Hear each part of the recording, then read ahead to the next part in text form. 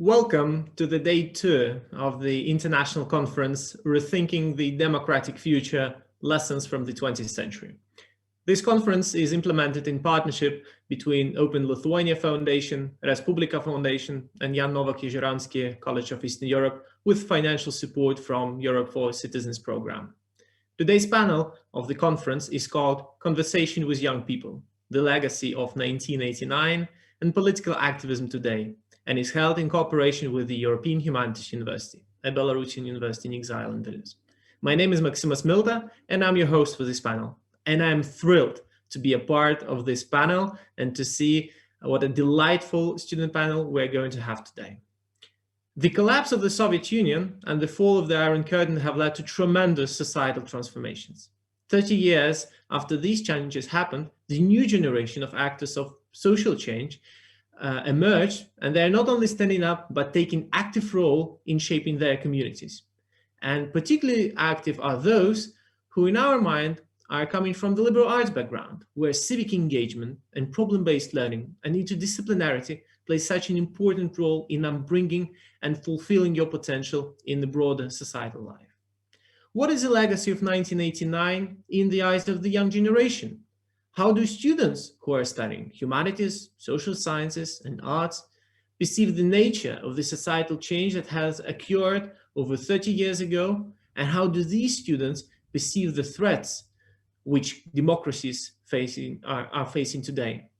This roundtable brings together a cohort of students who are studying in a range of liberal arts colleges and universities located in Central and Eastern Europe and Central Asia, and I'm quite confident that they have something to share with us, and we can learn from them. So, at the focal point for this discussion, we are going to address questions like how to combine the intellectual rigor of post-1989 transformations and the challenges that democracies are facing today. How do young generation are perceiving the political action and the nature of political action? What does the genuine community and civic engagement mean? And for this reason, I'd like to introduce the student panel of today. And I also would like to reiterate the fact that we are looking forward to the questions from the audience. So please do not hesitate. If you are eager to comment or to ask a question to any of the members of the panel, please do so through the chat box in your browser. So today we're going to have a panel combined of 5 students, and I'll present them in the alphabetical order. Anastasia Holoburda of the European Humanities University, Benedek Paul of Central European University, Kristina Vandenberg of Bard College Berlin, Daniel Sadikov of the American University of Central Asia, and Daria Manjura of the Smolny College, St. Petersburg State University. This distinguished panel, I am sure, has something to share with us, given the diversity of their backgrounds, given the already present academic and societal achievements that they have. And for this reason, the sequence of today's panel will look as following. We'll hear introductory words by our distinguished panel. Later on, we will proceed with several pillars of discussion. And as I have already mentioned, we'll discuss several aspects, including the historical memory and the identity in terms of the legacy of 1989. We will address the forms and means of manifestations of political action. What is the language of political action afterwards? And last but not the least, we'll try to address existing stigmas, being unheard and misunderstood, and incapacity for conversation that also does persist in our communities and societies. So without any further delay, it is my pleasure and honor to introduce the first member of our panel for today and to give her the floor for the introductory speech. This is Anastasia Holoburda, and she is graduate year student of the European Heritage Program at the European Humanities University in Vilnius. She's originally from Belarus. She's writing her thesis on intellectual history and history of arts, and she's particularly interested in the legacy of Paul Klee. But also, she has a very tangible experience of being involved in election observation in her home country. So Anastasia, please, the floor is yours for an introductory address. Thank you, Maximus. Thank you very much. As Maximus just said, I will try to briefly introduce myself to reflect on some of the key points that will be useful for our conversation today from my personal background, and I'll tackle some of the moments that I would like to discuss with my colleagues today. So first of all, let me thank you for inviting to take part in this conversation. I'm glad to be part of it. I hope we'll have a nice, engaging discussion today, and I wish us success in it. So first of all, yes, my name is Anastasia. I come from Belarus, and I am a graduating student of European Humanities University. I undertook the academic field of cultural heritage studies in my university, and I mainly focus on it. I think that my personal experience that will be interesting for this conversation may be described in short as the combination of Belarusian background with an inside view of Lithuanian approach to heritage. So I think to discuss the topic of the 1989, the revolutions of 1989, I'll try to address the Belarusian origins of mine because I do come from the country and I've spent most of my life there. I was born in 2000, and so for 17 years at least, I lived in the country. I studied in the Belarusian educational school system, and I moved to Lithuania in 2017. And since then, I've been living in the country and undertaking my bachelor's studies. So I'll address these 2 points in my experience. I will also I would like to think of the current topic of ours, that is 1989, the events of the late 80s and the early 90s, from the perspective of the events that take place in Belarus in 2020, because particularly in this framework, I became an independent observer on one of the polling stations in Belarus during the presidential elections in August 2020. It was a very challenging point in my personal life and in the life of Belarusian nationality and in our communities back in the country. So I think I will draw some points from this particular experience of mine to present the idea of how the heritage of the 1989 got represented in 2020 in my country. So again, I wish us success during this conversation. I hope it's going to be engaging. And again, thank you. Thank you very much, Anastasia. And now I'd like to pass the floor to Benedict Paul, who is a master's student at the Central European University, now located in Vienna, Austria. Benedict is originally from Hungary. He's writing his master's thesis and is working in the area of intellectual discourse of the 1980s civil movements in Central Europe, with a particular emphasis on civil movements in Poland and Hungary. Benedict, please, the floor is yours. Thank you, and hello everyone who is watching the stream. So first of all, for me, 89 is a very intriguing research topic. The question is why? Why did it happen? We particularly know that how did it happen, how it was negotiated, how went it through. However, the cause is why the Soviet Union and the broader Eastern Bloc collapses. For me, it's a very intriguing question.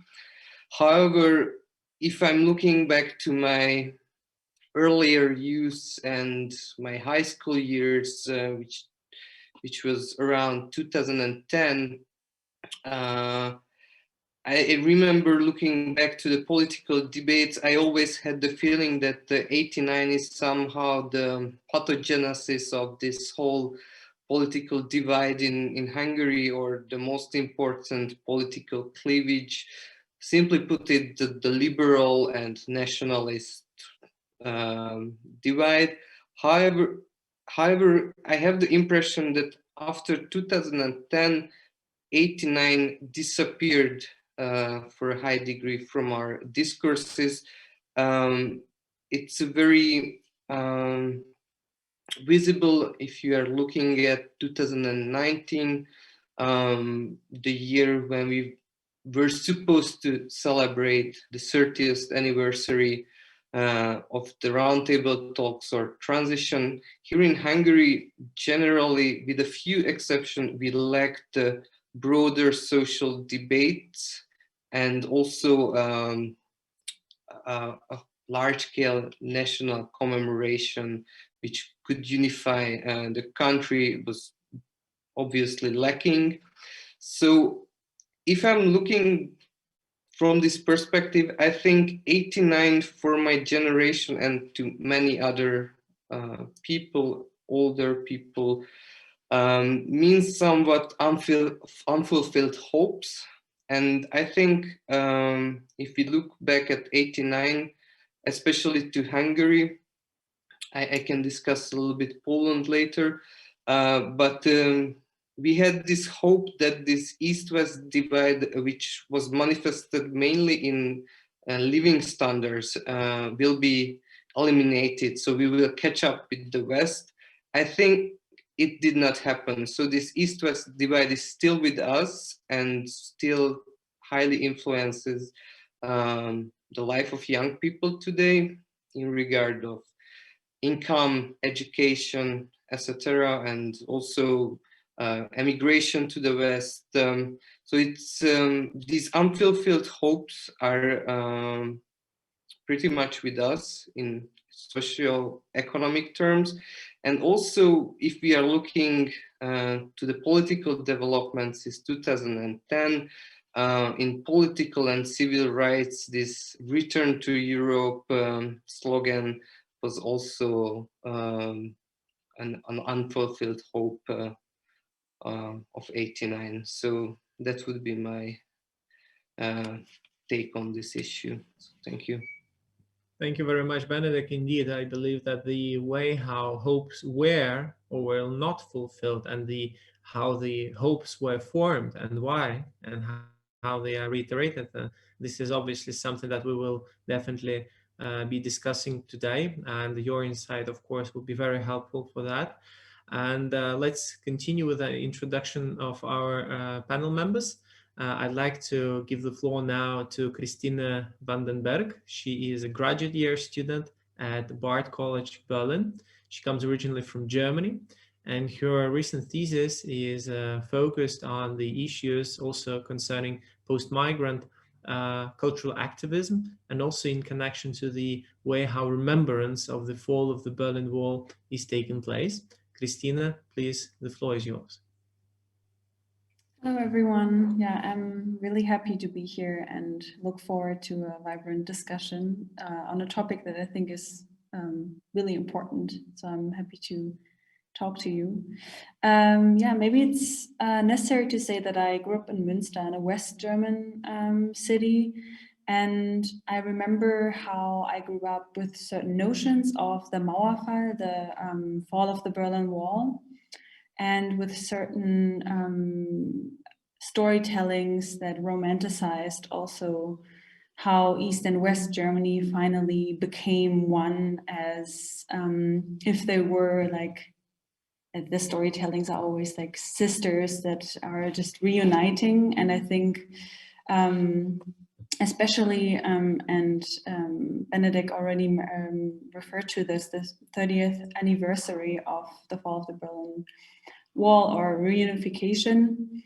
I have observed that last year and also this year, there's continuing conversations about disrupting the memory and how this can be done through the perspectives of like migrant perspectives, Jewish perspectives on this event. And this is what I'm very interested in, looking how memory of 1999 is constructed and why there was this need or this fantasy almost of cultural homogeneity after 1998, and how did people who were not part of this very white storytelling or people in Eastern Germany, how did they perceive the fall of the Berlin Wall? And I think from if we understand Germany today as a post-migrant society in which migration has shaped Germany to a large extent, I think it's necessary to yeah, reconfigure what we remember. Thank you very much, Christina. Indeed, the multitude of voices and this inconsistency, which sometimes can be easily deconstructed from the something that may look as a homogeneity of commemoration, right, of remembrance. I believe that this is something what also would be very, very helpful and very important to discuss in seeing how the memory of 1989 and how these reiteration of hopes is constructed. So of course your insight will also be very, very helpful and meaningful for that. And let's continue with the introduction of the next panel member of today, and this is Daniel Sadikov, who is a second-year undergraduate student at the American University of Central Asia. Daniel comes from Kyrgyzstan, and he is currently student at the International and Comparative Politics Department. And among his fields of interest is also the collapse of the Soviet Union, something where I see echoing of interest together with Benedict, maybe not of the Soviet Union, but also of the broader Warsaw Pact. So please, Daniel, the floor is yours. Thank you, Maximus. So, in my country, in the Kyrgyzstan, it was in the past was a part of the USSR, and in this period of the past of the 1989 to 1991, there were a lot of things going on, a lot of collapses, and this whole structure of life and the lifestyle for many people at those times have changed drastically, which I believe was one of the things that makes a lot of people, mostly a lot of people in my country, actually to empathize with the Soviet Union and have a lot of nostalgic thoughts about bringing it back and thinking only good things about it, which not only can be seen on the streets, in the markets, but also in the politics of the people who not only wants to restore this kind of unified regimes, but also wants to restore some more authoritarian approaches of the government, taking their lands and the power to only few people. And it is very interesting how a lot of people actually supporting those kinds of movements. And right now, even though the Kyrgyzstan for the past few decades was considered one of the most democratic countries in the Central Asia, there is right now is a danger that that we might not be as democratic as we used to, and now the country right now is in the struggle of finding its legitimacy and the face, or whether is it want to be democratic or not. Thank you very much, Daniel. I believe that again, the notion of how this nostalgia is constructed and how is it perceived, how it is broadcasted, it is nostalgia in regards to pre-1989. This is something again that we'll try to touch upon, also given the context of current ongoing societal transformations in Kyrgyzstan. And indeed, what is very important about the country that you come from, that in terms of the electoral procedures and the electoral cycle, this is a very different picture from what can we see in its surroundings, but still not without difficulties. And of course, also as has been the case with Belarus, where from Anastasia comes from the popping up on international media of these two countries in recent months, has also pulled the attention of a broader community on how exactly did transformation succeed or not succeed and why. So of course your insight here will also be very helpful. And last but not the least, I would like to introduce Daria Manjura. She is a graduate year student at Smolny College, St. Petersburg State University. Daria comes originally from Russia. She's interested in philosophy, and she is currently writing her bachelor thesis on the topic of a phenomenon of alienation in platform capitalism. Daria, please, the floor is yours. Thank you. I'm very excited to participate in today's discussion. And yeah, on top of what has been said, I will also try to add my angle to this discussion. And I was thinking lately, due to certain events, political events in Russia, about this like heritage of 1989, but in Russia, it's more about 1991, but still this is like the whole set of events. And I was thinking that like a lot of times when I was talking to a generation which is like much older or just older than me, I was having this idea of like what has been here and talked about, the idea of some kind of a hope that was created. It's like an image of this hope, and it was so big, and I guess it didn't happen because it was like kind of, you know, a utopia which we were all hoping for, aiming for, and it never happened. Maybe because it was like irrational at the very beginning, because it was just like we want all the best, because, well, something bad really happened. And I think it's kind of getting me an understanding that what happened there might be a very big trauma, which we are actually trying to overcome. And I was thinking that some of us already has mentioned, it is connected to like the memory. Like we are trying to forget, we're trying not to talk, we're trying not to mention that, because it's a very distracting experience. I'd say that it's like kind of a depressing heritage we all own and we all share. And we are like, there is two types of like dealing with it, coping with it. And the one is when we are seeing it only as like a world, a Disneyland, where everything was great and there was nothing bad at all.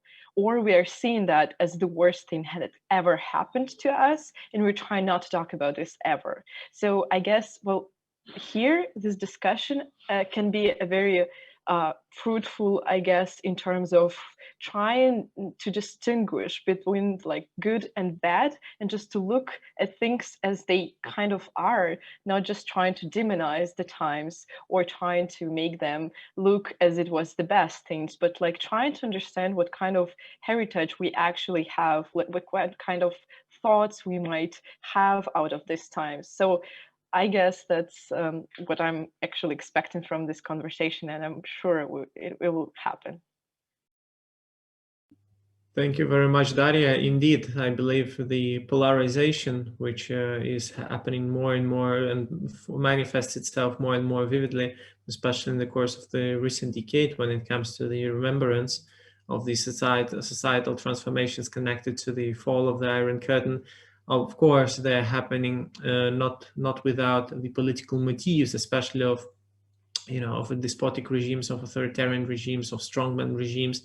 And of course, for that reason, it is also important for us to try to map out and to see what actually are those so-called places of memory, right? And how does the commemoration practices is built upon. It's been a number of occasions today during the introductory part of our roundtable that many of you have mentioned the word heritage, right? And for this reason, I was wondering, and probably I'd like to ask the first question to Benedict, because this is something that you have touched upon already. You have mentioned that during the times of your high school experience, secondary school experience, that was the momentum when the remembrance of 1989 has somehow evaporated from the curriculum at high school. And of course, in your home country, in Hungary, we can probably connect that to the political change that has happened in 2010, right? But nevertheless, the question from my side to you is, could you share with us, please, your perspective from someone coming from Central Europe? What has been the narrative? How did 1989 and societal transformation of that momentum was presented to you as a high school student, as a secondary school student, and how did it shift? So what exactly has been the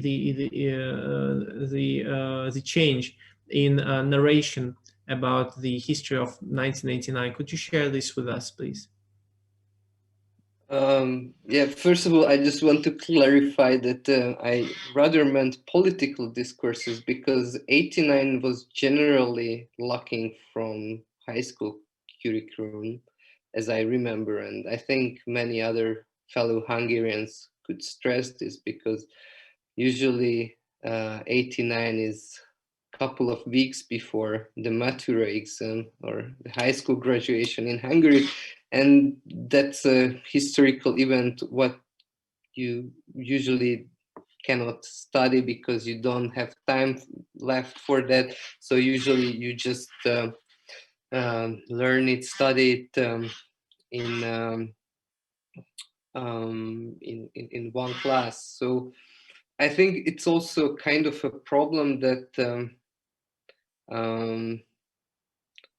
this legend of 89 was not well. I wouldn't say it's a good word to create the legend, because obviously in certain political discourses and in certain social groups, it was largely present, either negatively or positively, but generally towards the society, it was not well communicated that what exactly it meant, that going from an authoritarian society to a pluralist democratic society, what was the importance of this. So generally, I think it was not commonly known to people that there was this human rights aspect of the whole issue and not just the economic aspect. And I think it quite early turned out that even though in human rights aspect, it's a clear cleavage and you can compare. However, the social cost and economic downturn pretty much modified the hopes. And I think this disillusionment, which I already mentioned, was more widespread than the so-called legend of freedom. And it was pretty obviously if you were looking at high school curriculums. And it was an elite-driven roundtable talks, elite-driven pacted transition, where in the aftermath, different groups of the intellectual strata, they were debating that who were responsible for what. And it's very similar to Poland. And the fact that in Poland these debates are still going, that those sides are still quite influential in politics. If you look at Lech Wałęsa, he's kind of an important daily commentator on issues. And also the Kaczynski twins, Jarosław Kaczynski, who lives, and his late brother who died. These actors were still quite influential. Meanwhile, in Hungary, we didn't really have these central figures, and also with the years, what we call dissidents, those intellectuals, slowly they disappeared from public life. So they were not present. And actually there is only one person left from that year, Viktor Orban, and he remained the only one to shape the memory of the event. And I wouldn't say he was a marginal figure of the roundtable talks. He was an important political activist of a young generation, and his movement Fidesz, which is currently a ruling party, he was obviously important, but currently he's trying to rewrite history, that putting himself into the center of the whole events. However, there were many other different intellectuals or groups or actors who were shaping the course of events. And obviously the transition did not happen because he held a speech at the reburial of Imre Nagy, who was the Prime Minister of Hungary during the 56th revolution. It was the largest event of the transition year on the Hero Square, and Orbán made a speech there, which was quite provocative that time. Currently, that event put to the centerpiece of 89, which is obviously the rewriting of history. So I would say that he's the only one who left in the public space to shape public memory. And unlike in Poland, where there are very strong counter narrative such as Lech Wałęsa still remaining, I could explain that's how it disappeared from our conscience or something like that. And it seems to me that this speech that you have just referred to by Viktor Orban has been also circulated widely 2 years ago when the 30th anniversary of 1989 happened, and it was put at the central focus, right, of the government commissioned video materials that have championed the campaign for the remembrance of 30th anniversary. But I was wondering one more thing, Benedict, if you may, please tell me. Are the events of 1989 and the struggle, right, and the multitude of actors who are involved, including dissident movement and the rest, is it something that people of your age, when you were, high school student, secondary school student, of people of your generation, would be discussing with parents? Is it something that people talk about in their families, or not really? It is left aside as for someone else to take care of, whether it be school, university, someone else? Obviously, it really depends on where do you come from, your family background. If you're coming from an intelligent family, parents who are working in education or let's say media or something similar jobs, who had to do something with those events, you obviously discuss it. And also if you study, for example, history or political science, you obviously discuss it. But I think generally, if I'm looking back to my high school year, my university years here in Hungary, generally our discussions were more focused on current affairs. So I think 2010 somehow was overwriting the whole previous decades, and obviously these people are not, I would say now, they are not widely known. Obviously people know who was József Antal, but it's less known that who was János Kis or Miklós Haraszti, let's say, Sure. And just a couple of names. I see. Thank you. Christina, there is something I'd like to ask you about, and it also echoes with what we have just discussed with Benedict. And in your introductory address, you also have stated this issue of non-homogeneous composition of the community of people, right, involved and voices heard in the 1989 transformation.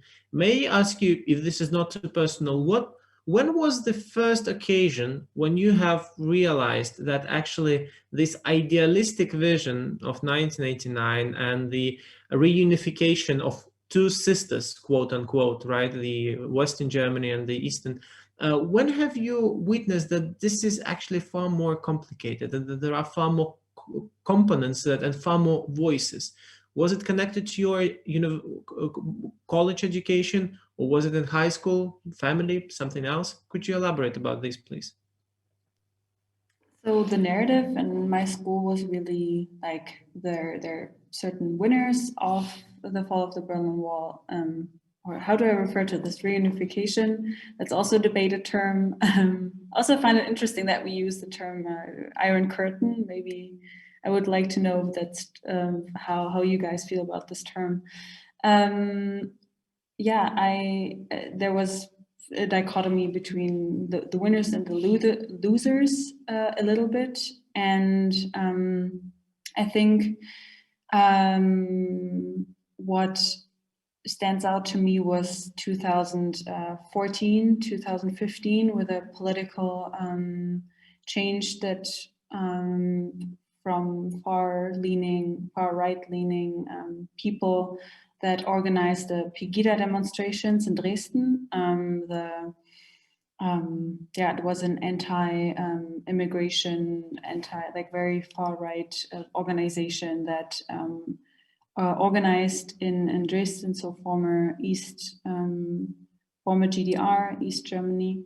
And I think that was a point, and also a year later when Angela Merkel, who herself is from East Germany, when she says, well, maybe the reunification is not such a success story as we think. And a lot of people were like, wow, she says that, she openly speaks about her identity that way. I think that was a bit new. And then, coming back to the Pegida demonstrations, I think this is where there were conversations about, the question is, why are so many people from East Germany apparently participating in these demonstrations? Is there this nationalist thinking more present in East Germany? And I would be a bit careful to just say all, like that's a very common narrative also in West Germany, or was that all like just people who generalize that all East German people are, or most of them are leaning towards the right. And I think I would be careful with this, but that was definitely, I think, 2014, where people expressed their discomfort with the results of the reunification, how they felt like they were economically disadvantaged. People lost their jobs, and I think, for me, 2014. Thank you. This is something that you have mentioned here, that people expressed, right, their dissatisfaction. And yesterday, during the day one of this conference, Nadia Urbinati of Columbia University and Jeffrey Goldfarb of the New School, they have also discussed the ways of expression of political will, political interest. And it is obviously a frequent case when we tend to blame the populist movements, right, for provoking people, right, to go out and and frequently to lighten up the fire, right, metaphorically speaking. But at the same time, what Nadia Urbinati yesterday said, she said that at the same time, populists, what they do, they also bring back the political energy to the people in a way, right, by being out there in the street. And when referring to this protest in Dresden that you have just mentioned, is there a particular form of political expression that has somehow attached your attention, that you have seen this non-homogeneous sort of composition of remembrance of this reunification, or of it's a good question about the term, or there wasn't something special about the way how the political standing was expressed? How did it look from your eyes? So you mean the political standing in 2014, where, okay, that's expressed through just marches on the street, like people gathered together, and then you could argue that the AfD, the Alternative for Germany, the far-right party here, that is now a member of the Bundestag, the parliament, that it resulted from these protests, and that they saw, there's people who strongly disagree with the reunification of Germany, also with Europe and Germany's position within Europe. And what I spoke earlier of the deconstruction of a hegemonic storytelling, that expression was, I view this a bit different. That expression was more, how I view it, a bit more artistic, I think. But you referred to 2014, and in my view, it was mostly people being really loud on the street. I see. Well, I'm quite sure that we'll also have the chance today to discuss the exactly the different languages of political action. But since you touched upon something that, and I have seen the reaction from the other panelists, I cannot avoid asking the term Iron Curtain, right? And if I may also address Anastasia about the Iron Curtain. From what I know, Iron Curtain is not really the formulation, the term that is used in neither in the official educational discourse in Belarus, nor in the independent, let's say, in Belarusian historiography. And in that, and I was asking, for people of your generation, for people of your background, is this too naive, or is this wrongful statement, or how do people of your generation, they feel about this statement, the fall of the Iron Curtain and the whole the whole flavor, let's say, ideational one that comes with this when we talk about the reference to 1989? Yeah, so I think as a term, Iron Curtain was always in the context, well, at least in my personal context, I cannot actually trace where it comes from, but I'm pretty sure that in my family, among grandparents and my parents, this term would be heard. And there would be a context, like a history about this 90s, when everybody, especially in the western part of Belarus, in the southern part of Belarus where I come from, a lot of families and a lot of individuals would go to Poland and to like further to Czech Republic, and there would be a feeling that Iron Curtain would basically mean this physical inability to go somewhere else than your Soviet Republic, one of the countries of the USSR.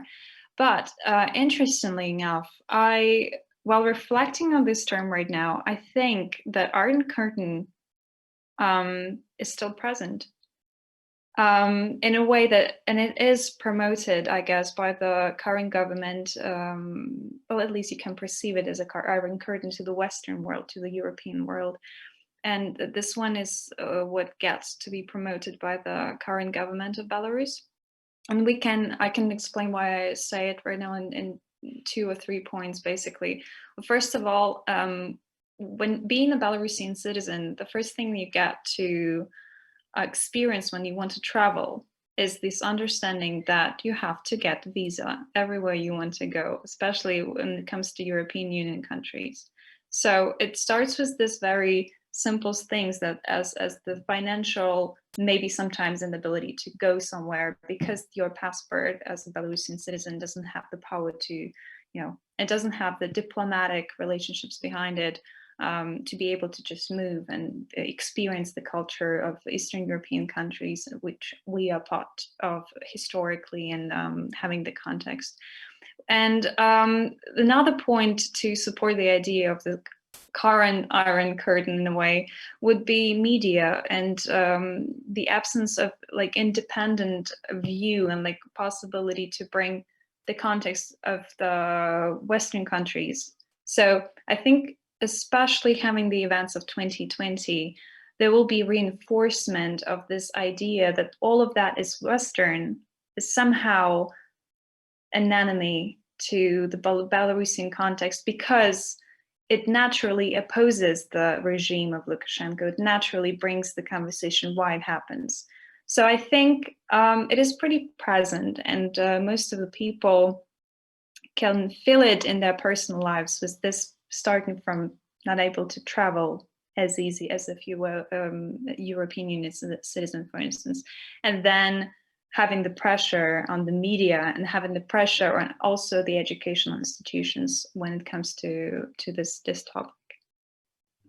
Sure. Well, thank you. Thank you. I believe that the freedom of movement is obviously something that has had a very tangible impact on people and has touched practically every family in Central and Eastern Europe, in Central Asia as well, for different reasons, whether it be labor migration, whether it be ability to travel freely. And your country, Belarus, is also known as the country with the most Schengen visas issued per capita in the world. And this probably is also very telling, as a country sharing over 1,000 kilometers border with the European Union and having probably one of the most strict conditions for entering its neighborhood with the EU. But here I'd like to refer to Daria. Daria, it seems that starting from the year 2000, more and more in terms of the discourse in Russia, the telling about the so-called lihie 90 or dashing 90s has been the predominant discourse when addressing the early 90s and the societal transformations in Russia. And as to my understanding, there haven't been many institutions or organizations, initiatives that probably would be bringing a different perspective on that, with an exception of one. And I believe that is the Yeltsin Center in Yekaterinburg. Now, my question to you is about this discourse of dashing 90s, early 90s as the time of utmost instability and insecurity, mobbing, etc. Is this something that actually is perceived by your generation as the well, truthful enough story? Is this discourse perceived as meaningful, realistic, or there is a certain level of skepticism or ignorance about that? Could you elaborate with us, please? Yeah, well, actually, it's a very complex question. I will start from like first. I was thinking about something like that, like how can we talk about this 90s? And I've noticed that every time when I'm trying to talk about 90s, I am actually like saying my father's words in my head, which is, you never lived there, you cannot talk about this. And actually it happens a lot when like my generation are somehow trying to like discuss what's happened, like the way how we can perceive the 90s with the older generation. We always come to the point when they are saying like, we live there, we know what happened, and we will tell you the truth, and you cannot actually be skeptical about this, you cannot actually comment on that, you cannot like, because they are feeling as you are desensitize their emotions, as you are like doing something harmful to their memory. So, well, there is a very, well, as I said, like a kind of a very strange bubble around this topic. So it's never really, it is not possible to discuss it actually. But at the same time, well, I feel that a younger generation wants to talk about this because it actually affects what we have now. And if, no, probably not everyone is familiar with the modern party, which is ruling for 20 years now in Russia, has this motto which they always repeat, and it's actually like it is meaningless because they're saying we are doing we want Russia to be stable and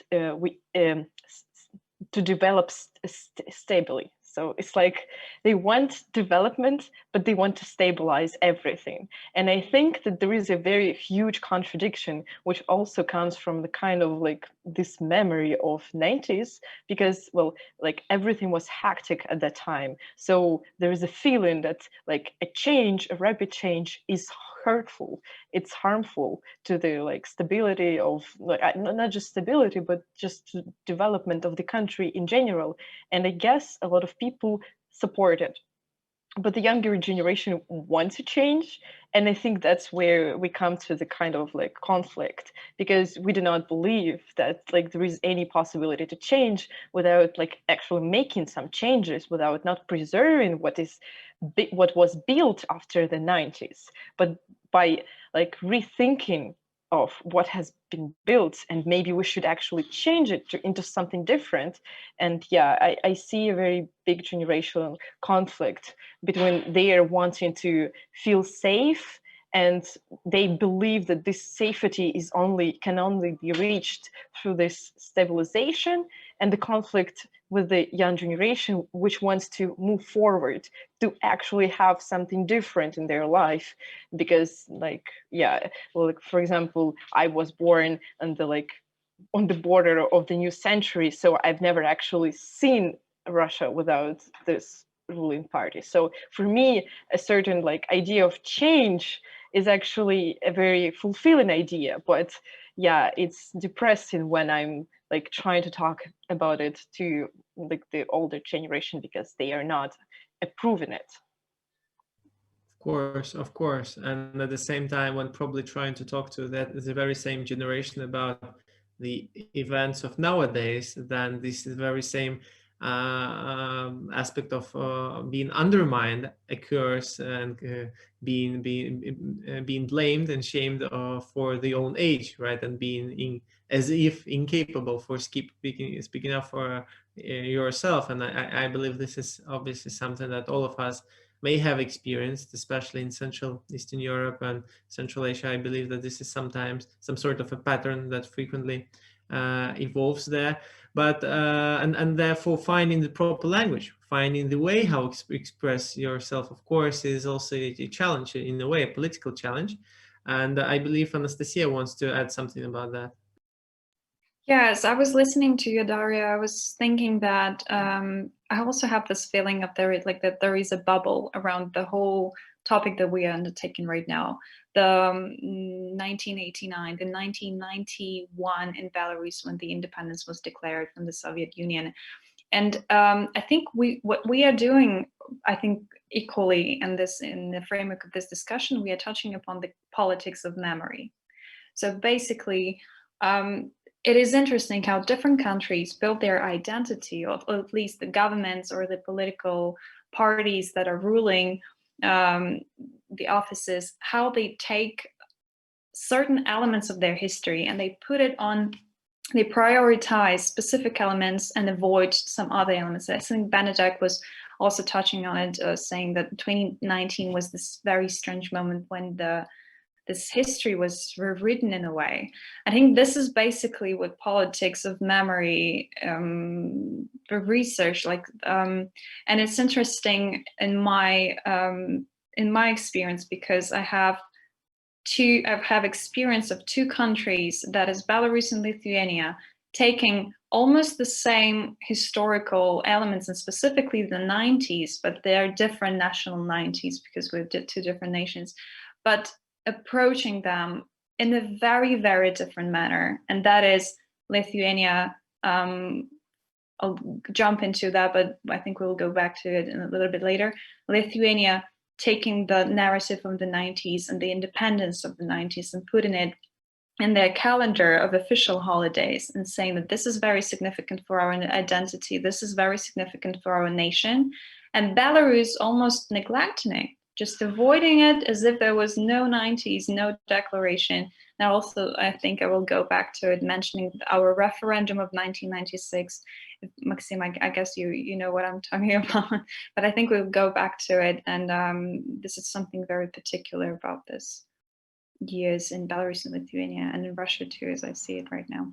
Of course. And this is very interesting in this instance, because I believe also the commemoration, which is done through repeating, right? Because this is what the researchers of politics of memory tell us, whether it be Maurice Abvaks or others, right? Telling that it is all about repetition, right? And how through repetition the memory is, constructed, and just not also to neither to forget, but also it's important for us, I believe, to touch upon Danyar's experience. And I wanted to ask you, Danyar, something what I see happening in Russian media discourse and cultural discourse is certain aspects of the 90s, they become as if aspects of aesthetics. We see that in musical industry, it pops up among different pop singers and others, books and TV shows that are produced by independent media, whether it be Rain TV or others that are emerging and trying to have the critical view over the state-driven sort of perception of the 90s. But how is it in Central Asia and in your particular country, in Kyrgyzstan, which is very different in this aspect compared to the rest neighbors in Central Asia, because of the very fact of the electoral diversity that you had.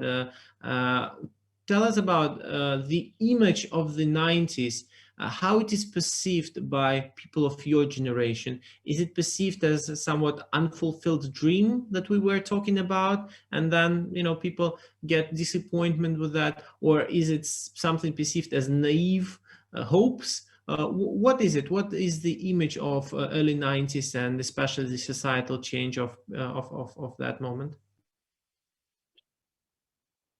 Okay, so to start my point, we need to remind that before the collapse of the Soviet Union, almost everything not only in Russia, but all of the Soviet Union states were controlled by government, and every single word, every single opinion of a Putin was barely listened by the others, and there was absolutely no freedom of speech. And because of that, a lot of people, and especially artists, were not only afraid about saying anything or picturing anything, but they also scared and hides away under the ground, underground, and waiting for the moment to shine. And when the moment of perestroika of the Gorbachev, when the renovation, ritual renovation, which started, a lot of artists in the Soviet Union starts to going out to the underground and start presenting their visions, start to create their arts, their musics, and almost experiments with a lot of generic sounds and telling other stories. This have created a lot of cults, a lot of new genres like the disco, some electropunks, a lot of new pop music styles, groups that have been put have seen a lot of attention from the people. And from now, and even 30 years from now, this kind of thing can be still seen can be still from now. People are still experimenting with stuff, making some modern arts and music representing the culture, and not afraid about what they do and in fact of the government. But for example, in my country, there has been a new threat have been discovered in the face of the Islamic patriarchy, like we used to call it. So in the Muslim Islamic countries, there's a lot of a patriarchy that has been ruling around the country. A lot of men used to think that in the Islamic religion, man is the dominant one and can do whatever he wants to, while the woman has not so many rights, and her duty is to be the housekeeper of her husband, which is why it creates such a limit and oppressions for not only the women who is participated in this media and artists, but also limits their expressions and their rights to literally it limits the freedom of speech. This is a genuine problem which I right now witnessing and do my best to support it right now. Thank you, Daniel. I think this is very important that you have touched upon the arts and the arts in broader senses through music and other forms of performativity as mean of political expression in a way, right? And this is also one of the, in my understanding, very important languages of transmitting the political message of underrepresented groups, right? And underrepresented groups in different contexts. And this is something that I believe Christina has touched upon already in our in a couple of minutes ago, when we were discussing that within the existing boundaries and existing limits of political space, whether it be of today or the political space of 1989 and the transition period afterward, there is a certain instrumentarium of languages that one can use. And normally, we associate the political action, obviously, with rally, with going out in the street, with the engagement in its very tangible form. But Christina, could you tell us about your perspective? And I understand that you have been working with this topic for quite a while already, on artistic language as the form of political action. And how do you see its applicability, whether it be in the context of 1989 or of today, whether you see now the artistic language in a way empowering us more for political action, or on the contrary, losing its weight as a tool of political mobilization. I think how do we value political revolt? Is it successful if it leads to legislative changes or changes in laws, or does it empower certain communities that were not present in mainstream media? I wrote a little bit about this in my thesis, where I speak about the disruption of memory culture and reconfiguring the remembrance of the fall of the Berlin Wall from a migrant and Jewish perspective, or a perspective of a person of color. And I speak about my Ayim, for instance, who was a Black German, Afro-German poet, academic, scholar, activist. And a lot of her activism was writing poems, performing them. There's one very famous, now that I think now in 2020, her writing has become more visible in the German public discourse, which has to do, I think, with other movements that were becoming more present in 2020. And I think it's important to consider this as well, because it allows us to view perspectives that maybe of people who didn't have at the time the access to organize political rallies. I just wanted to reflect upon something, Christina. It happened that last summer I had the chance to witness indeed the unprecedented scale of civil mobilization in Belarus.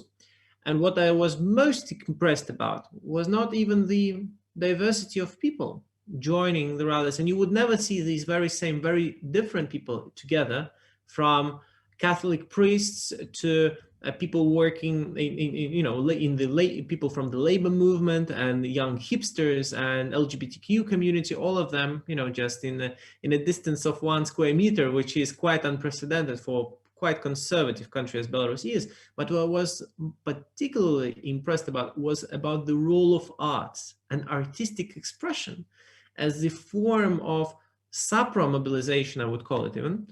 Of course, when you have real people in the street, this is a very clear tool of political action, right? By being mobilized, and then it's all about the context. If it is the country driven by rule of law, then you can achieve through legislative reform, the plans that you have. But in countries where there is, there is impunity and no rule of law at all, then probably your success rate is measured differently. But nevertheless, the language that you utilize is so important, so crucial. And I'm talking here not about the posters and not about the music, which has also been fantastic, very different genres there, but also the role of humor as a tool, or as a manifestation of art. And this is what I was so impressed about, realizing that in the situation when you are confronting the despotic regime that is using its all power resources that it has at its disposal, still you combat it with humor. And here I believe that is the superiority of art, in my understanding, that they give you far more tools how you can tackle the violence, how you can tackle the basically injustice.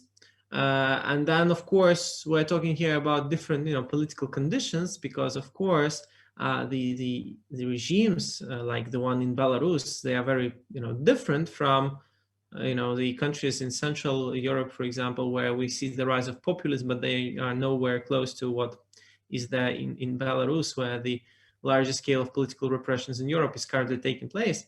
But I believe that I would definitely second your statement on the arts as very important aspect of political mobilization. And here I'd like to jump to Benedict, because you were saying that different from Hungary, in Poland, we see that it's not only about the early wave of Solidarność movement that are still present in the broader political discourse, whether it be Lech Wałęsa and others, but also, and I believe Adam Michnik could also qualify for that, right? But the intellectual rigor as a form of political mobilization, is this something that has evaporated from Central Europe? Because if we refer back to 1989, we think about Václav Havel, we think about great intellectuals and artists. But how does it look 3 decades afterwards? Is the intellectual rigor still there when it comes to encouragement of people for their political mobilization, whether it be of one political spectrum or the other? Well, that's a complicated question. I think here are many phenomena that have to be untangled. Because yes, there is one thing, the role of intellectuals here in Central Europe, which actually it's not only a late socialist phenomenon, but it goes back to the 19th century, to the spring of people. So generally we can say that 89 is a typical turning point in Central Europe, where intellectuals were playing an important role.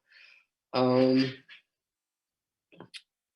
wouldn't think that generally this role of opinion leaders, put it this way, currently disappeared from these political arenas.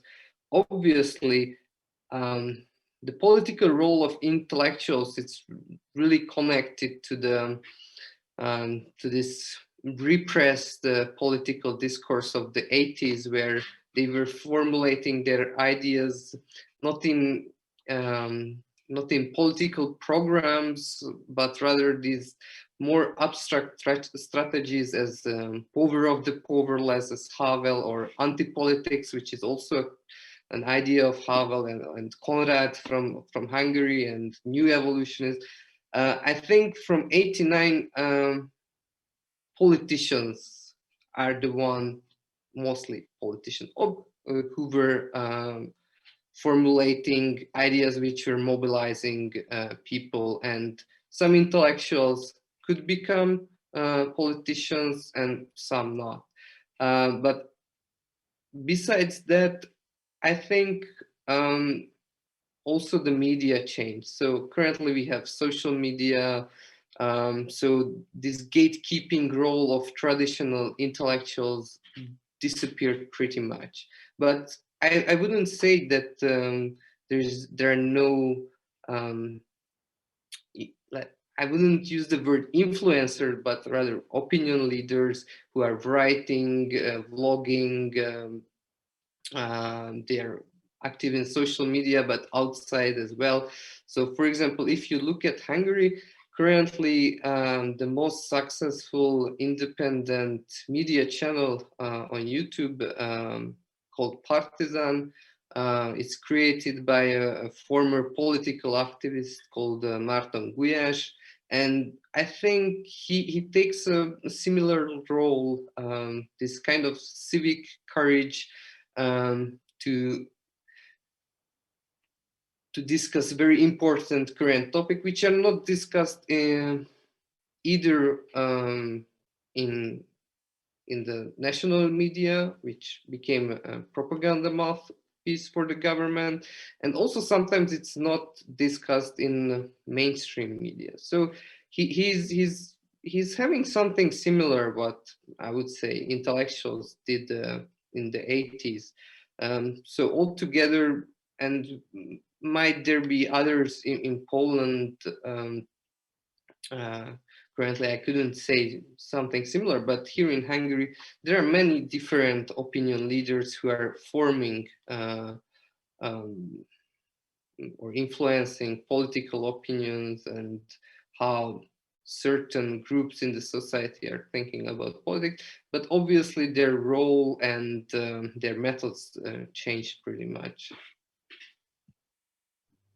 Of course. Let's try to jump into Russia. And Daria, something what I wanted to ask you about is, if I understand correctly, your hometown is Khabarovsk, the city thousands and thousands kilometers away from the European part of Russia.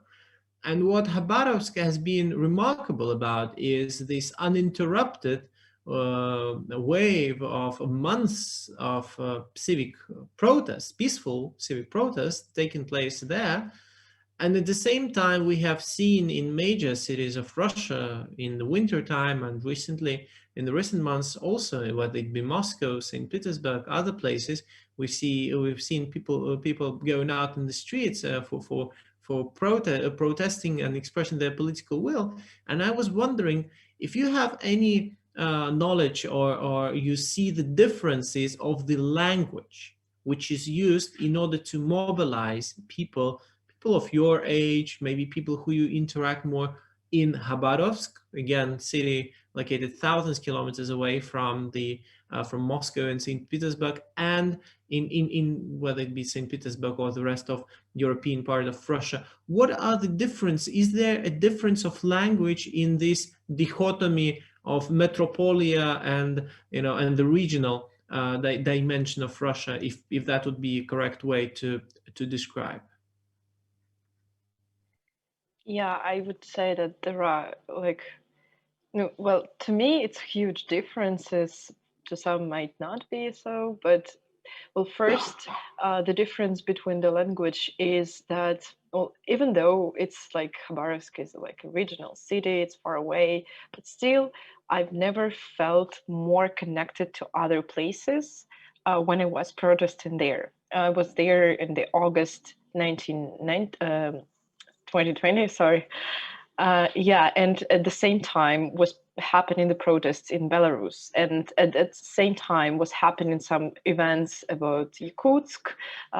There was some political changes in structure. So like people there not only were protesting against like the craziness, as they thought, of the government at the city, but they also supported people from other regions. They were shouting for like Belarus, they were shouting for Yakutsk. So they actually were participating in the act of solidarity in a small town, and actually it spread to the whole like region, and a lot of people they came out for, and they were like inseparably asking for the freedom of Belarus and at the same time for the freedom of themselves. So the like kind of the language here is that people just feel each other in like in this major events of change. They feel that they are connected somehow. It doesn't matter like anything doesn't matter, like borders, languages. Like there is a kind of understanding that we are fighting for the same kind of like main values which we want to have no matter who we are and like no matter where we are. And this at St. Petersburg, I've never seen this kind of solidarity. There is a different kind of solidarity. People here are more about like aimed at like the changes in the Russia. They are supporting different people in Russia. So there are like a lot of kind of naming like some kind of like protest slogans which support certain people who were arrested, like certain kind of solidarization, but aimed at certain people, which is a little bit different, and the language is different. And the second important difference, which I noticed, is the like kind of people, the way they mobilize. Like first in Khabarovsk, there was like I've heard a lot of my friends, they were like kind of going to the shop, and then they saw a lot of people going and they decided to join. So for them, like they changed their opinion, they decided to join because they kind of, it's it was kind of natural, and nobody was thinking that like I would be arrested, though some people were, of course, and like some people like were hurt, but still they were thinking that, well, it's something I want to be a part of. So there was like maybe less fear, more like kind of engagement in the whole process. Here in St. Petersburg, what I experienced was more like people, they connected, but they were like actually go into the protest. So they were like deciding on that. They were trying to find another people, not to be alone there. So there was not like an understanding that I'm a part of, no matter like where, like in which part I will join. There was like a moment when you needed to decide that you want to join and then actually to unite with other people. So I think that even though I support both movements, they are completely different in this sense. This is a very interesting, very insightful observation, because I hear that the alienation is different, right? In that end, and the distance between Khabarovsk and Belarus, Minsk, for instance, is enormous, right? But what you are describing here is a certain sense of horizontal driven solidarity, right? Which in a way is ignoring boundaries, whether it be of countries, right, or regimes. This is very interesting. Danyar, a question to you also about the language. I must admit that many people of my circle, they were hugely impressed how rapid has it all happened in Bishkek with the events back in the end of summer, early autumn, when it comes to when it comes to addressing the issues of electoral fraud, and eventually resulting in this constitutional reform, constitutional change that is happening now. It has happened just in the course of a couple of days, right? And the question in this end from my side would be, what was the dominant language? And by language, I mean, more metaphorically speaking, like the toolkit, right? What were the instruments, of communications, of addressing the political action and fulfilling the political action of people of your generation in particular when this was taking place in Bishkek? Okay, so because the Kyrgyzstan is called the land of the democracy, mostly because of the civil engagement in our country. How a lot of people in our country actually cares about the future of the prosperity of our nations, and taking a lot of activities in the some really important issues. And so let me put some explanation on the events of the parliamentary elections in the 2020s. So firstly, there was a lot of parties who were being accused of the election fraud, who were bribing a lot of electors, and they have been accused of a lot of uh, accusations and some violations during the elections. And because of that, a lot of parties have been united and goes to the streets and start protesting to make those elections illegal, and make another election about it. This whole protest was said that it will be peaceful. There will be no violence. There will be no unrest and a lot of confrontation with the police. But there is a lot of speculations about during those protests, the people which were working for those authoritarian parties who were accused of the election frauds came up with the people from a lot of villages and some southern cities, and they came here on the streets where when the other parties were protesting, and by their people they have been ordered to smash down the parliament and create a lot of violence, making it look like those protests who were stands and who said that there will be no violence will be accused the lying and the fraud. And because of those people, they are started while their violence has spread all over the people, and the language that the people speaking on the streets were obviously that it was the language of violence. They have been stormed the White House for the third time in 21st century, and they have been overthrown the parliament, and the elections in the end were considered as not legitimate. And right now, what we've seen that all those efforts of the making new elections, making their rights and the more truthful. Right now, all of this is just it's nowhere. Those people who have been accused about the action force are still the elections. They have still the revolution as we right now speaking.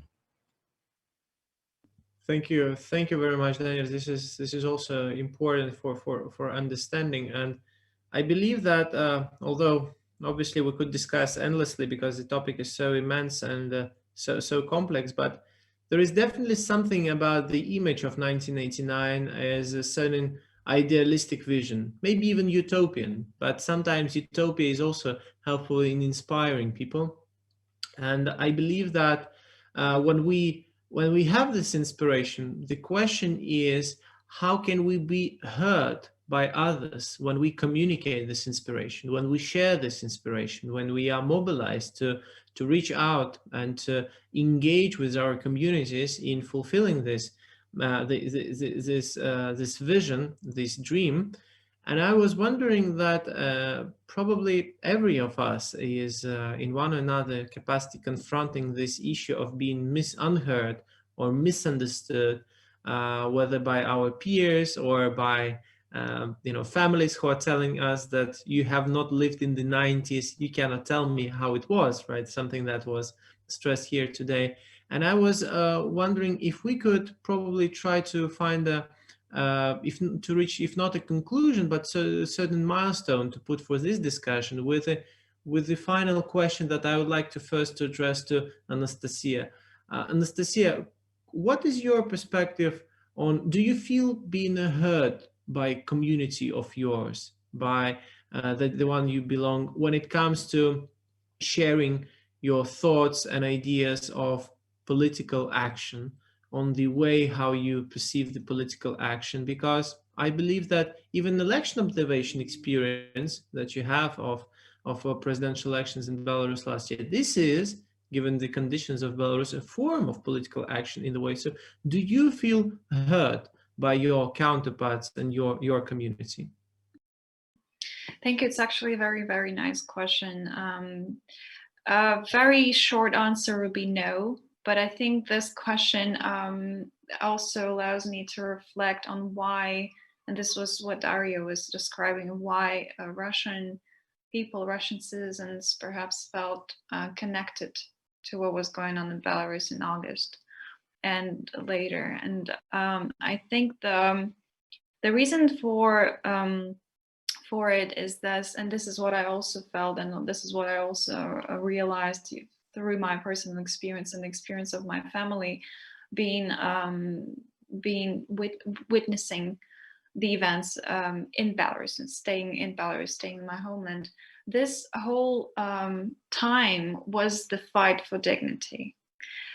I think we cannot find any other countries like this that feel so detached from the government.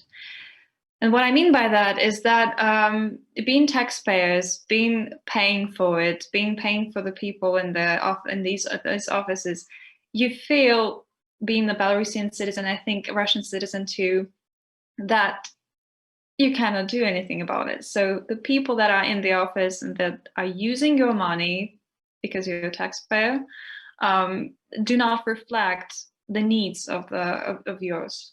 So the whole fight was this trying to reestablish the right, the very simple, very basic right that if I'm paying for you, you have to do what I want to, and you have to reflect at least on what is it that the population need. And we were also talking that the Belarusian, it's very important to emphasize that the Belarusian protests were preceded by a very very ignorant attitude to tackling the COVID pandemic. In Belarus, it was basically neglected, and I think a lot of families suffered from this kind of approach. And it also kind of brought us to a place where this was not only about the presidential elections. It was just this building up of a feeling that, what about my dignity here? Why am I neglected? Why am I not heard? If I'm a citizen, if I have rights for being taken care of with that government. And I think the 90s, specifically for Belarus, maybe I think it must be a little bit different for Russian Federation, but I perceive the events that I wasn't witnessing because I wasn't born there yet, but I think the 90s for Belarus is this part of re-establishing identity, finding the Belarusian identity. I think you can also you cannot find at least in Eastern Europe a country where people would not feel connected to the official symbols that we use. And by that I mean the flag and the coat of arms and all of the historical symbols, because as you saw perhaps on the news, the flag that we were using during the protests is the historical flag of Belarus. And it's an interesting case, I guess, and it brings the idea that something is wrong. It's something about the identity the Belarusian government built for 26 years of Lukashenko presidency doesn't really reflect the notions that the population have. Because this is not only it's not the symbols of a minority group in a country that will go for their rights, but this is just something a lot bigger than that. And I guess 2020, and this is what I wanted to talk from the very beginning, I actually anticipated it, 2020 as I see it is this continuation, is like another point of this process that started perhaps in the 90s or even earlier than that, and we kind of continue this re-identifying ourselves, because I think this moment of 2020 is the crisis not only of politics, but the crisis of cultural crisis, the crisis of identity. Because if we are not using our symbols, then what is this country about? What is it that it represents, the government, and all of that? Thank you, Anastasia. Christina, if I may, if I ask you, could you tell one single largest obstacle that people of your generation, your counterparts, are experiencing right now in your country, in Germany, in getting into the decision-making process, in getting into political action? What would be that single largest obstacle that your counterparts are experiencing in your understanding, from your perspective? Does it have to be my own perspective, or can I speak of other people who have more obstacles than I have, I think, in political participation? Because there's a huge, in education, for instance, I think that it's where it starts, really. I think Germany has a big problem with a very elitist school system. I'm not sure if the term elitist is right, but it's very exclusive and leaves a lot of people behind who are economically disadvantaged, for instance. And I think we need more, probably more people from diverse backgrounds in all decision-making processes. I think that's really important because, yeah, for a community that is inclusive, to be very brief. Understood. Of course, I believe that, of course, the issues of education probably are something that we all sharing, probably also the question of even sometimes a global scale, right? And they're very closely intertwined with the need for more diversity in the not only high offices but also in the daily life, in daily routine in our communities, and representation, proper representation there. So of course it's something that I would definitely agree on with you. Benedict, also the question to you as a sort of trying to frame up our discussion. If I ask you of people of your age now who are getting graduated from their master's degrees, and I know that this is your not first, already second master's degree, so I assume that you may have some academic further track in your career maybe. I was wondering, is there any sense of stigmatization from the older generation in academia or other environments in regards to people of your generation, those coming to the arena of research, to the arena of academia? Is this something that people of your counterparts are experiencing, or this is not spread there? I am not really sure whether it's happening. Obviously, there are some cleavages between generation in certain professions, but I would say that yes, in regard of the whole society, I think currently there can be some. I don't know. It's hard to put it this way, but obviously there is a huge difference between the political preferences and the future expectations and wishes of the younger generation than, for example, older generation who are the core electoral group of the current government. But as an important feature of this populist, or call it whatever way you want, that it always gives some incentives to certain groups, that this one to the middle class, this one to the entrepreneur class, this one to the elders, and currently when they realize in 2019 after the municipal elections that basically they lost the younger generation, they started to give out certain incentives for the younger generation. For example, an exemption of income tax under 25. So there are this system of favors, let's put it this way, from the side of the government. But I don't think it will go on as long or too long, because after a while they offended many social groups, and also the current COVID crisis.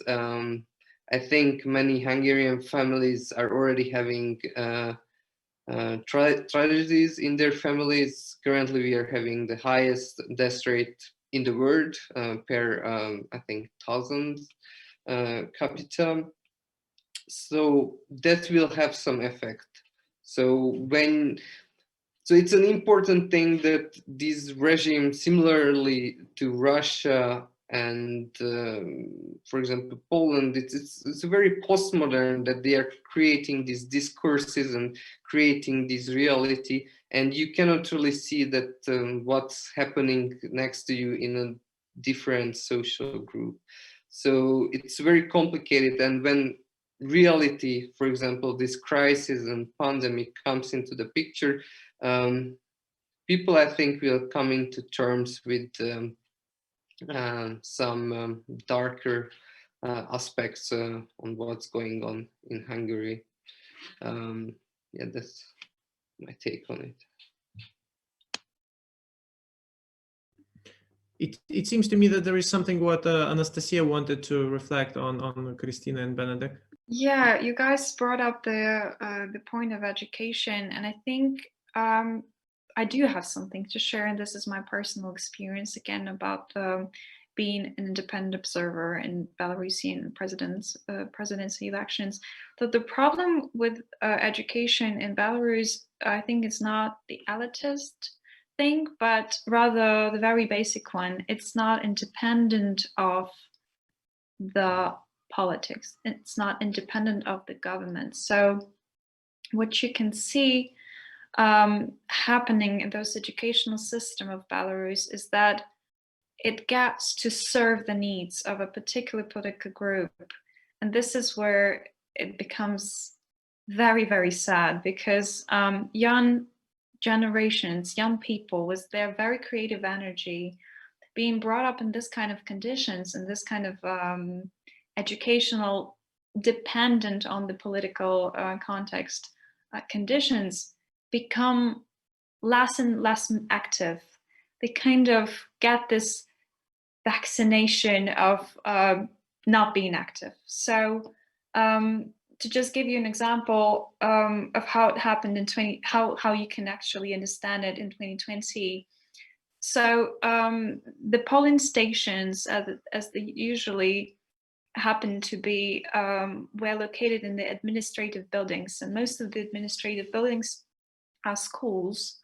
And so you can actually have your school serving as this polling station, having the committee, the electorate committee that would be constituted by, you know, the supervisor of the school and the head of the school, the teachers, your teachers, and all that. I think in Russian Federation happens this way, and in other countries too.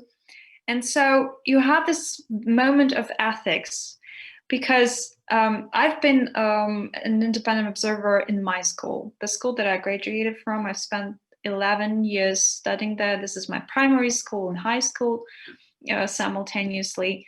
And I had a moment when I met the supervisor of my school. I know her, and this is a very small town, so basically the community is very close. And so you're having this moment. Imagine yourself being me and this, and being an observer in that school, which is mine.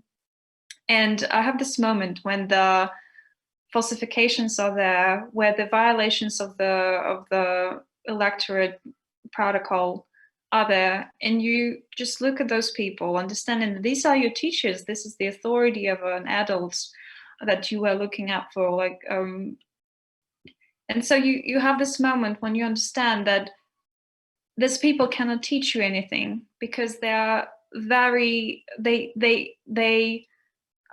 go for the violations. They end up signing the protocols that are absolutely, you know, absolutely not right. And knowing that, you can understand that the crisis of politics that we have derives from the crisis of education.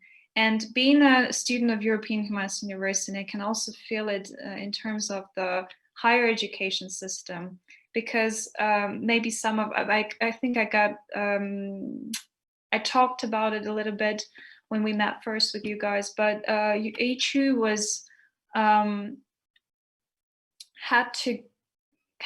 to move from the country because of the pressure put on it in 2006.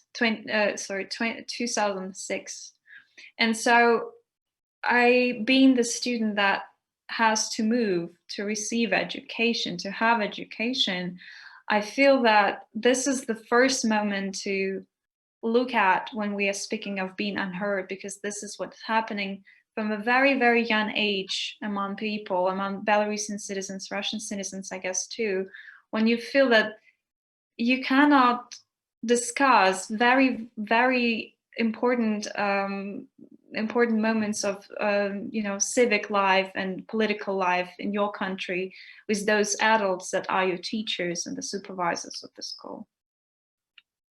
I believe, Anastasia, this is something very Arendtian in a way, that the crisis in politics derives from the crisis in education. I imagine that it resembles well probably with also some of the co-authors that frequently read not only at the university you study at the HU, but also in the others where from most of our panelists come from. Just in order, because unfortunately we'll have to wrap up at a certain moment of time, but I cannot resist not asking Daria you about the fact that I see that in the recent in the recent months there has been an increase of pressure in Russia that has been put on informal education sector. So there is less and less room for informal education even to navigate and to operate. And independent media, they're also facing different sorts of restrictions. So the most notable and recent case of Medusa labeled as a foreign agent.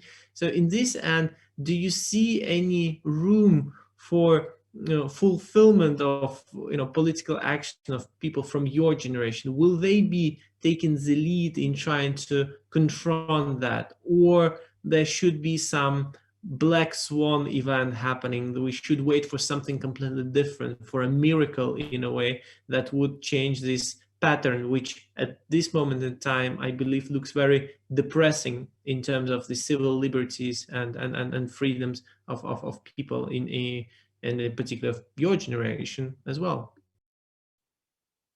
Yeah, I do not believe in miracles, unfortunately. And I do think that like whatever is happening, well, it's gonna end.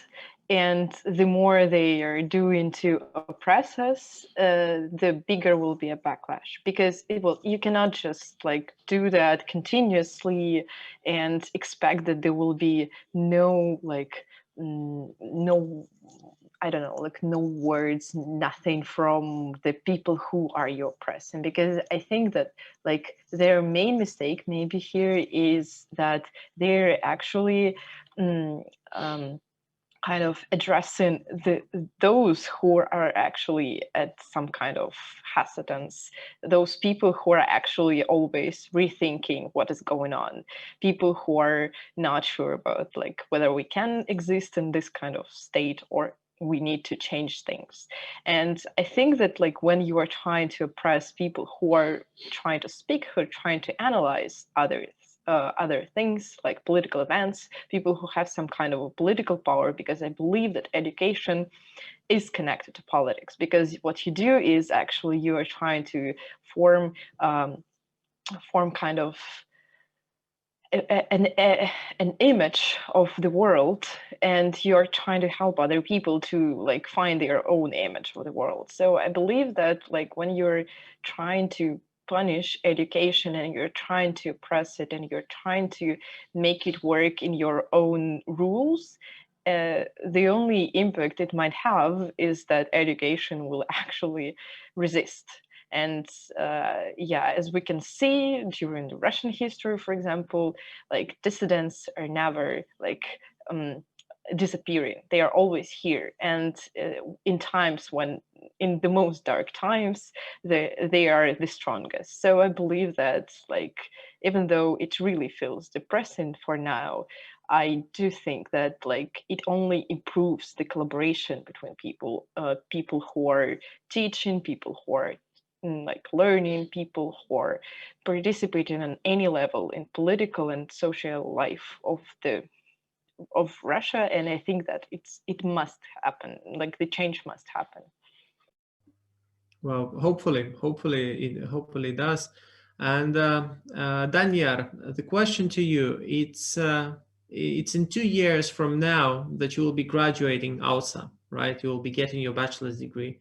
As a student of political sciences, someone who is studying international relations as well, what is your expectation? Will the political space for freedoms and liberties of people increase in your country, in Kyrgyzstan, or will it shrinken and will it decrease? What do you believe will be happening in the course of upcoming 2 years in terms of your country and the current pace at which the change is happening and the new constitutional reform is going on? I think my country will always be hungry for more qualified politicians and the more experienced people who have a lot of knowledge to deal with the problems. But the question here is, will they be able to get into it? In right now, the political world in a country which is filled with corruptions, family clans ruling, and different kinds of stuff that is just uh, making the go through to the people like us a lot much harder. So with my own bachelor's degree, I am actually right now thinking about the different options about either working here or working abroad in some NGOs, or maybe make some freelances and go. The pros of my bachelor and my studying of liberal arts is that it's not mandatory for me to studies on to find a work only in the political world. I can be, with my knowledge that I gain from the university, I can be work elsewhere, not even touching the politics in my near future. So in my country, we are still in need and will be in the next few decades, will be in need of the very great politics who can change the world. The question is here, will they be able to find the chairs on which they might sit? Thank you, Daniel. Of course, we wish you well. We wish all of the panelists and everyone who was watching this roundtable discussion. To be honest, I would love to continue our talk for a couple of more hours at least, and I hope that we'll be able to stay in touch. And what is most important, I believe, for me and most insightful has been that the education here was identified as one of the ways how to tackle the political crisis, how to tackle the rise of populism, and hopefully through focusing on issues on the demand for dignity, on strive for dignity, of equality, fostering diversity. This is the way how political action today is fulfilled by people of different generations, and especially by those who are now coming from universities and colleges, getting their degrees, and not only ending up there in the rallies in the streets demanding their interests be respected, but also using different forms of languages, the languages of arts and artistic expression, the language of the academic achievement, the language of entrepreneurial success, the language of NGO activism, and this synergy of voices, this diversity of voices probably is the way how to make sure that the interest of the people is represented there. And probably this has been one of the demands that 1989 has brought to the arena, a certain hope, a certain vision, and hopefully that this could be also the guiding light for especially those of us who are more confronted with the despotic and violent regimes.